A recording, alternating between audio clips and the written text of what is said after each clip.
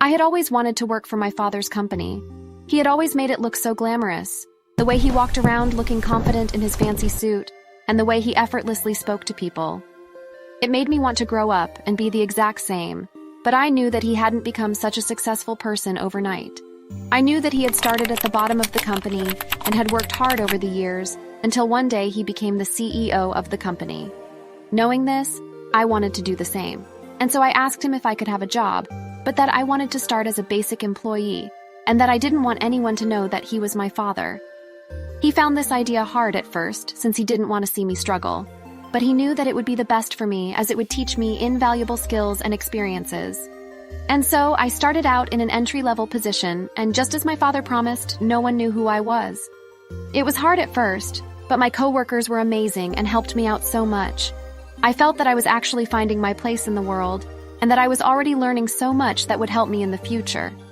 At least I did until my boss took notice of me. When I had been hired and assigned to his team, he had been away on vacation. So, for my first 2 weeks on the job, I had never met him. The day he came back, I walked into the office and saw him chatting with some of the other people on my team. Yeah, it was such a great vacation. The room and the flight were very expensive, but hey, you only live once, right? Plus, we have so many amazing photos that I can't wait to show you guys. I could tell by the looks on people's faces that they were humoring him. More than a couple kept glancing at their phones or watches to check on the time. To me, this was a bit of a red flag, as it appeared that my boss didn't have as good of a relationship with his subordinates as he believed. As I walked up and greeted everyone, the way that he looked at me made me feel uncomfortable. He was leering at me and barely hid the fact that he was staring at my body. I could feel him undressing me with his eyes, and it made my skin crawl. I wanted to walk away, but I knew that I had to introduce myself to him. Good morning, everyone. I take it that you're Ben, right? It's nice to meet you. Yes, I am. You must be Sam. It's nice to meet you as well. I'm sorry that I was away on vacation when you were hired. I typically have a meet and greet with new employees. When you have free time later, please come visit me in my office. Later in the day, I did visit Ben's office. As soon as I entered his office, he began to leer at me again. He moved over and closed the door behind me before motioning for me to sit on a couch near to his desk. I sat down next to him, but I tried to keep some distance between us. Come here, Sam. Sit here next to me. Come now. How on earth did they hire such a pretty young thing as you? Excuse me? Oh, there's no need to be coy. It's just the two of us here. So tell me a bit about yourself. Are you married? Do you have a boyfriend? I didn't like the way he stared at my body, and as he spoke, he shifted closer to me. No, I'm single. Oh? That's a pity, but maybe it's not. You really are a lovely girl. How do you feel about older men? He reached over and placed a firm hand on my knee. The touch of his hand on my skin made my blood run cold. Before I could reply, there was a knock on his door, followed by the door opening and his secretary entering, carrying a stack of paperwork that she then placed on his desk. Seeing this as my chance to leave, I stood up quickly and made my way out of his office. Thank you for the conversation, but I see that you have lots of work to do, and I really do need to get back to my desk. Before he could respond, I left and went back to do my work. I did my best to avoid him for the rest of the day, but he kept calling my desk and leaving messages. He kept asking me to go to his office to finish our meeting, but I chose to ignore them. I wasn't sure if that would get me into trouble, but there was something about the way he was acting that made me feel very defensive. That night I went home, and my father asked me how work was. I told him that everything was going well. It bothered me to lie to him, but I didn't want him to come to my rescue. It was very important for me to make it on my own. The next day when I arrived in the office, I found a large stack of paperwork on my desk and a note that stated that it needed to be finished before I went home for the day. Looking at it, I knew that it would take all day and would require that I stay late. Although I was annoyed, I knew that this was just a part of the job, and so I got to work. As the pile began to shrink, I noticed the people around me going home for the day, leaving me alone in the office. Exhausted but undeterred, I decided that I needed something to keep me awake, so I went to the kitchen to get a cup of coffee to help me power through the rest of the paperwork. As I stood waiting for the coffee to brew, I felt someone walk up behind me and wrap their arms around me.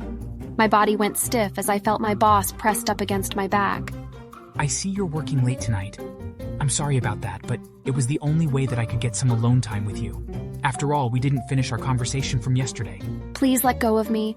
I'm sorry, but I'm not interested. Oh, don't be like that. Come on now. Don't pretend that you're not curious about what it would be like to be with your boss. You know I control your future here at the company? One word from me, and you could be fired. But if you do as I want, then I can get you raises or promotions. It all depends what you're willing to do. I pleaded. I felt his hands move over my body, squeezing me and slowly trying to take my clothes off.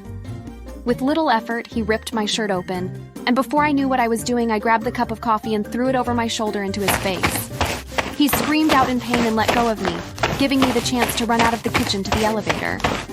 As I ran, though, I heard him recover and then chase after me, screaming that he would make me pay for denying him. But thankfully, I made it to the elevator before he caught up to me. Thinking quickly, I decided to go up to the top floor instead of down, and I was grateful to see my father there. Frightened, I told him everything that had happened. His face grew visibly angry the more I told him. I see. Please let me make a few phone calls. Patiently, I watched him call security and instruct them to find Ben and detain him. He then told them to make copies of the office security tapes and to send them to the police immediately. Every floor had cameras, and there was one in the kitchen where Ben had attacked me. The next few weeks were a bit of a blur. Ben was caught before he could leave the building, and they escorted him right into the waiting arms of the police. Thankfully, between my testimony and the security tapes, it was all the evidence the police needed to charge him with sexual assault. Word spread around the office about Ben being arrested, and it ended up having a positive effect. Feeling empowered knowing that someone had stood up to him, other women in the office came forward with their own stories about Ben, and multiple charges of assault were brought against him. Ben ended up going to prison for many years. However, that wasn't the end of Ben's suffering.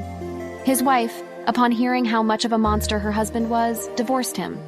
Because he was in prison, the judge ruled entirely in her favor. So even after he got out of prison, he wouldn't have a house to go home to. My father, of course, also fired him and made sure that no one in our city would ever hire him again. He had become blacklisted. As for me, I managed to keep who I was a secret somehow, and while it was difficult to do, I returned to work. For months, I did feel uneasy and anxious, but it passed, and I was able to feel safe at work. Slowly over the years, I learned more and rose up the ranks in the company until I became a board member. It was only then revealed who I was, and since I was only a stone's throw away from being the CEO once my father retired, everyone around me respected me. At the moment, my father isn't ready to retire, but I don't mind. I've worked hard for everything that I have, and I'm proud and happy that I didn't take the easy way to get here. Thanks for watching. Please like the video for the algorithm.